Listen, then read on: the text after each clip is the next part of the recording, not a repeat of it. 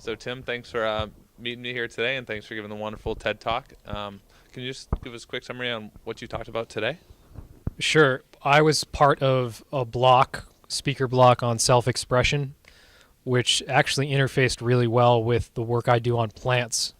I've previously done work on how plants express their morphology and photographing that, and now I am doing work on how plants express their flavor and sort of decoding um, those two domains. And more specifically, I'm currently working on hardware projects called the Food Computer or Food Computers at the Open Ag Initiative at the Media Lab. Yeah. Awesome. Could you tell us a little more about what you're doing with food computing?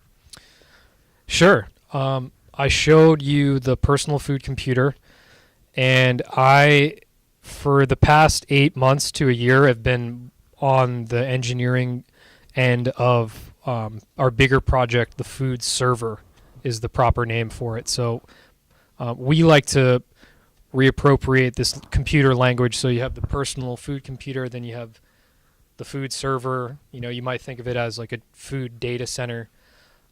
So I have been essentially building that infrastructure, things like automated water irrigation systems, or like a modified HVAC manifold. So that's the engineering side. And on the plant side, I'm designing and operating experiments to test how those environmental variables impact flavor. So what do you currently have growing in your food server database? Yeah, currently growing in the food server. I just harvested basil, which you saw in the talk. So I collected data on that. By the way, everything we do is open source. So we will have our data sets from the food server out publicly within the next few months, likely. But as far as, if you want to build a food server, we're also going to have documentation like bills of materials, etc., on our forum. So people go check that out. But back to what I'm growing. Basil, we've also dedicated one food server to simply growing cotton, which obviously is not flavor related, but we want to see if we can mimic really great microclimates that grow cotton. Like there's one in Iceland that apparently, like this little area in Iceland that produces like the most awesome cotton in the world, and we want to see if we can actually replicate that environment in our container. Beyond that, I just started germinating. Let's see, peppers, tomatoes, sage, and peppermint. So I'll be doing flavor trials on all those organisms too.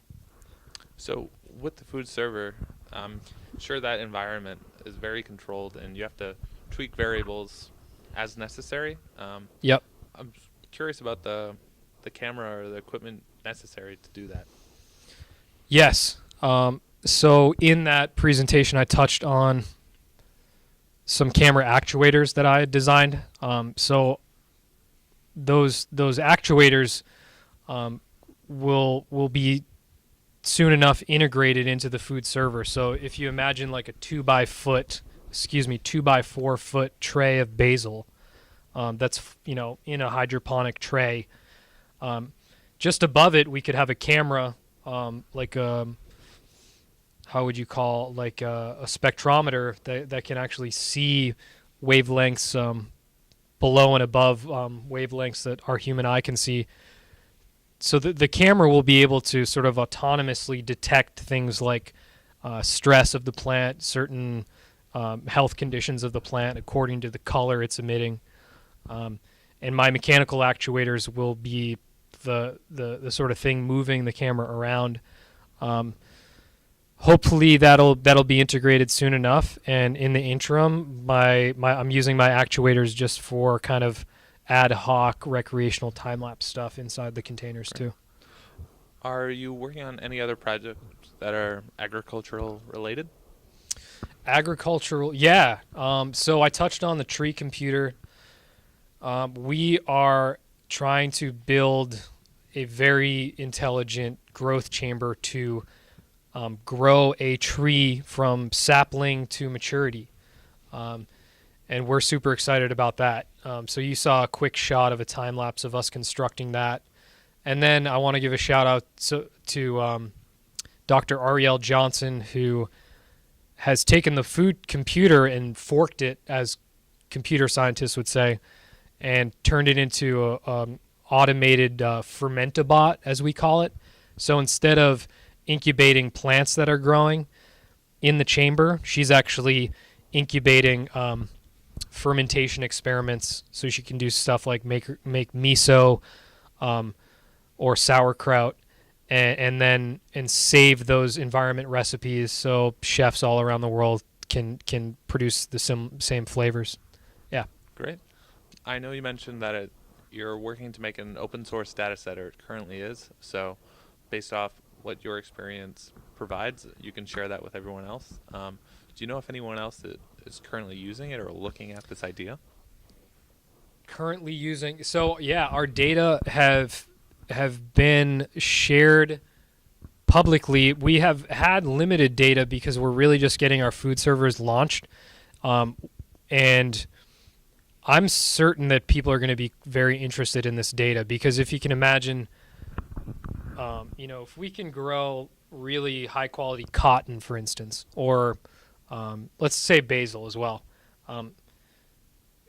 existing farmers are going to be interested in using that data, not just to grow indoors, but to actually speculate about where to grow outdoors tomorrow or in 30 years, especially in the context of climate change.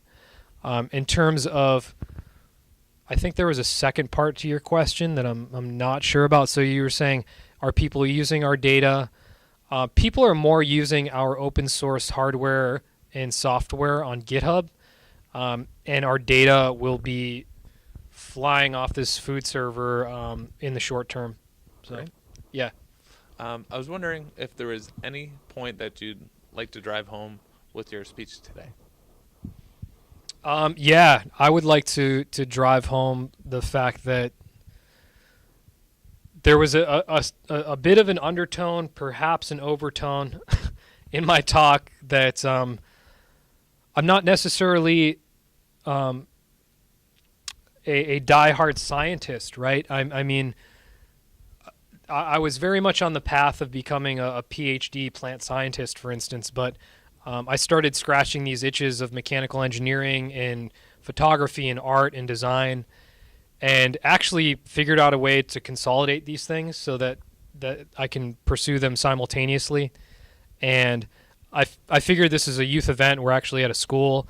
And to be able to offer that advice to any young people, I figured I'd take the chance and opportunity, because it's stressful to try to figure out what you want to do with your work and your life. And I feel lucky and grateful to have arrived at a certain station where I do get to entertain all of these domains and disciplines. Yeah. Well, thank you. Awesome. Awesome. Thank you.